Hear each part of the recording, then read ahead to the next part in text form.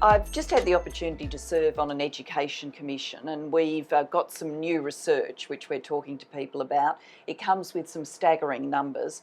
By 2030, there will be 1.6 billion young people in the world, but half of them, fully half, will not emerge with secondary school level skills.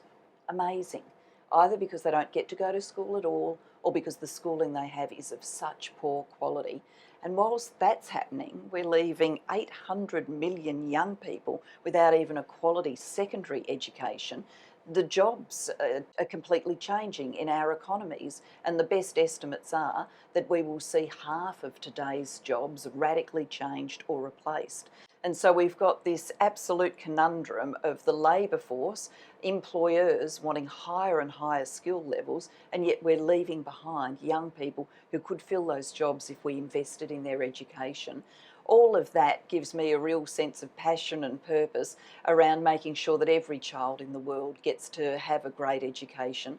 That's why I chair the Global Partnership for Education, which is the big global fund that invests in school education in developing countries. We work in 65 of them, getting education planning right and then investing in education systems. And we've seen some good results with more boys and girls getting to go to school and getting a high quality education.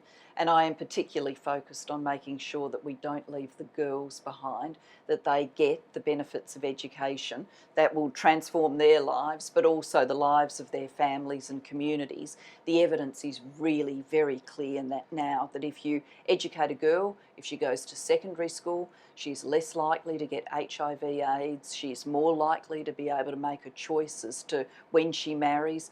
She will choose to have fewer children. Her children will be healthier, they'll get vaccinated, they'll go to schools themselves. This is a virtuous cycle for development and for creating a peaceful and prosperous world. I think we have known about education, though we've got some new takes on it now with some new evidence. But I think a few things.